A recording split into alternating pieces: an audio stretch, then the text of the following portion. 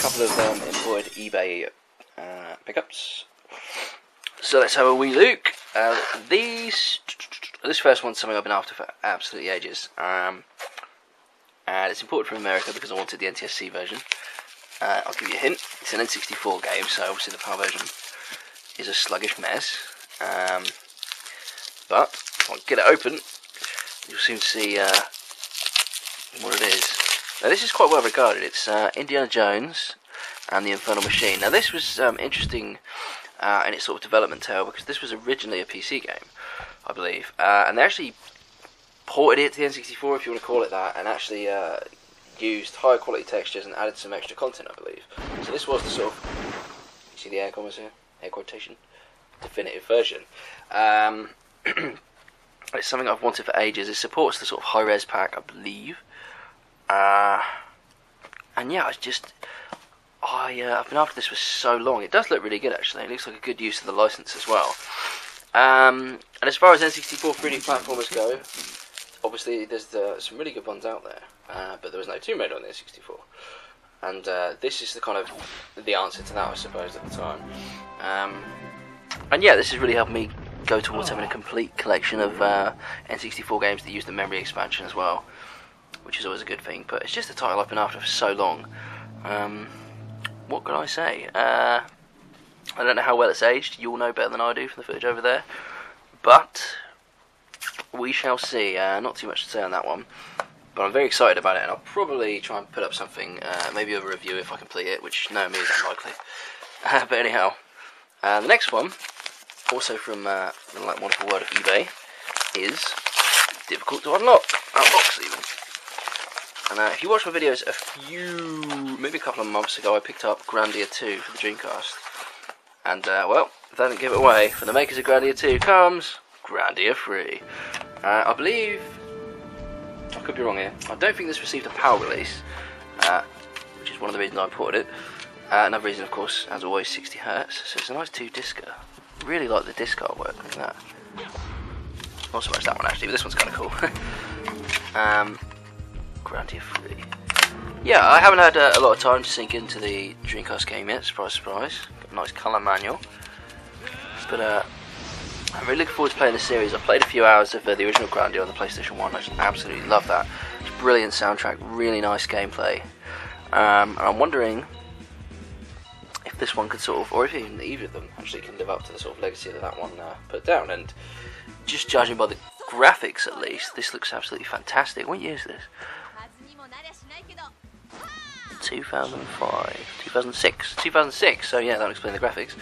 Yeah, really wonderful looking title. And again, another one I can't wait to play, but unfortunately don't know a great deal about. So with that in mind, what I'll do is show you another game I recently picked up off of eBay from America. And this one is another one, guess what, I don't know anything about. So here you go. This is Virtua Quest for the PlayStation 2. Now, as you know, I'm a massive fan of Shenmue, and Virtua Quest, or Shenmue I should say, started as Virtua Fighter the RPG. That's the kind of gist of it. And Virtua Quest, many years later, for the PlayStation 2 and the GameCube, basically was Virtua Fighter RPG, hence Virtua Quest. Now if we pop over to the back here, what you'll see is, you see Akira there, and this generic Joker, whoever you play as, sat next to him. More than 45 special martial arts abilities acquired from Virtual Souls, aka, you know, characters from the Virtua Fighter universe. I know Jural's in this as well. And, yeah, so it's the Shenmue thing, and I love Virtua Fighter as well, so I really wanted to find out what this Virtua Quest is all about. It didn't review well, but I'm still willing to give it a shot.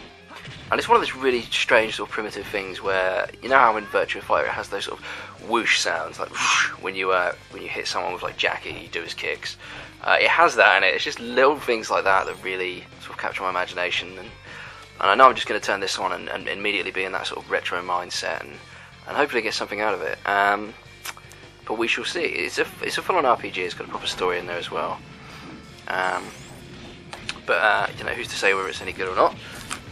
Apparently everyone, and apparently it's not, but ultimately I guess I'll have to see for myself. So that's another really fascinating game for me. I've been after this for so long. and I just can't wait to play it. Absolutely can't wait. I think I might actually, out of the 3 I've got here, which obviously I haven't played any of, I'll probably unseal that one straight away and delve into that. But before we finish up here, there is actually another imported game from the United States, and that is, and I don't know how to pronounce this, I assume it's Baroque, but it could be Baroque, I don't know. Again, PlayStation 2. Now, I don't know a lot about this series, but I have played this one a little bit. The disc's actually in the PS3 at the moment. And what this is a real-time action RPG. And deep customization, unique story progression, multiple endings, da-da-da-da-da-da. But basically, it's, like I said, it's a hardcore dungeon crawling experience, and I love my dungeon crawlers, as many of you probably know. And it didn't...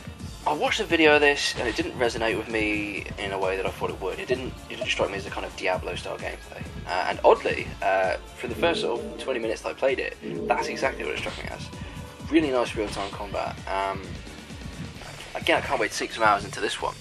Can't tell you much about region releases or anything like that, but it's just it's one of those games I've heard about for such a long time, and just finally want to sort of buckle down and put some time into it.